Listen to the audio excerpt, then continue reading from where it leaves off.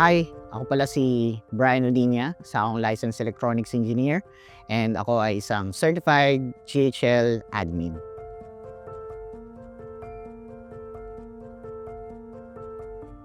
Everything started po nung pinakaunang part ng Wisdomized Dad, yung personal finance about multiplication of your income.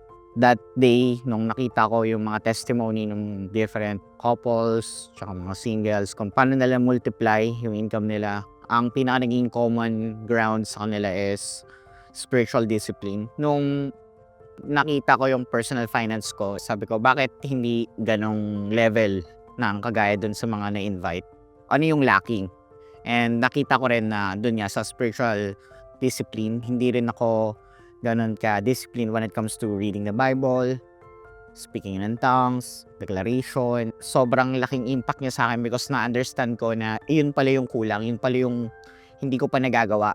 Faithful na ako when it comes to tithes, sa seeds, and even dun sa pag-share ng mga gospel sa iba't ibang tao. During those times din, naging part ako ng 8 Foundations class as a teacher ng topic 7, which is tithing, is the blessing exchange. Before tithing kasi merong isang topic sa 8 Foundations na getting direction from the Lord, and that is through worship. Doon ko na-experience yung talagang direction na binigay sa akin ni Lord na kung ano yung next kong dapat kong gawin, gusto kong ma-achieve. And dun din sa desire ko na yung multiplication of finances because of that conference sa Wisdomized Dad. Nag-worship lang ako kay Lord. Tuloy-tuloy lang. Sabi ko, Lord, ano nang next direction? Ano na yung next kong gagawin? Lord, kailangan ko ng instruction. Binigyan ako ni Lord ng instruction, okay? Ito ang kailangan mong gawin. Kailangan mo na mag-resign dun sa job na meron ko ngayon. Mas naging clear yon nung nag-worship ako kay Lord. Nagkaroon ng direction, nagkaroon ng instruction, very clear. And then, I obeyed. Nung very moment na sinabi ni Lord, alis ka na dyan, nagpaalam na ako doon sa work ko na yun. Nakakatakot lang kasi personally, nakita ko yung finances ko. Teka lang Lord, ang goal natin is multiplication of finances. Pero Lord, wala akong ngayong work. Wala akong ibang source ng income. Even yung sideline ko, hindi ganun ka prosperous. Merong mga topics sa church, sa Wisdom Church of Manila na be specific doon sa mga prayers mo.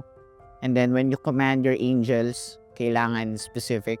Tumatak siya sa akin. Kaya yung time na binigyan ako ni Lord ng instruction, sobrang clear sa akin na ito yung kailangan kong gawin. And then after that, nag-take ako ng isang certification ng isang software.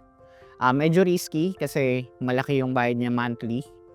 Pero sobrang accelerated lang kasi binigyan ako ni Lord una ng fund para ma-support yung payment for that certification. Number 2, yung plano ko na 3 months is na-accelerate into 15 days. 1 week lang ng pagkaka-certify ko sa software na yun. I got my first client as a full-time freelancer.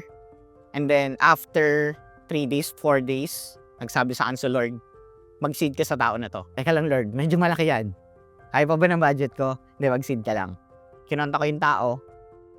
Sabi ko sa kanya, magsiseed ako sa'yo. Pwede bang mag-meet tayo bukas? Gusto niya kasing ma-meet ko siya personally. Pero sabi sa ni Lord that day, dapat mag-seed ka na agad.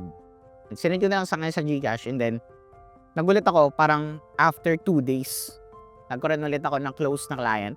Hindi ako makapaniwala kasi parang, teka lang Lord, una na-accelerate ng from 3 months to 15 days. And then after a week, meron na akong client. Sumunod may pangalawang client ulit. And then after a week ulit, meron ulit kumontak sa akin out of nowhere na parang hindi ko ina-expect na from this platform pa of all na hindi ko in-optimize, na hindi ko plinano, doon pa ako makokontak. And then I know si Lord yung gumawa nun.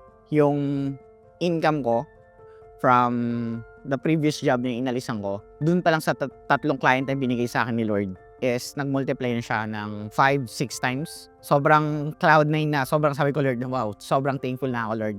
And I know naman na yung pag-obey ko sa binigay sa akin instruction ni Lord when it comes to seeds is yun yung naging harvest.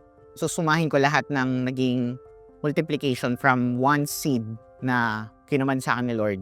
Ganon ka-faithful lang si Lord sa life ko na parang nagsimula lang siya sa idea of multiplication of income. Pero ngayon, hindi ko maintindihan. Sabi ko, anong level ng multiplication to Lord?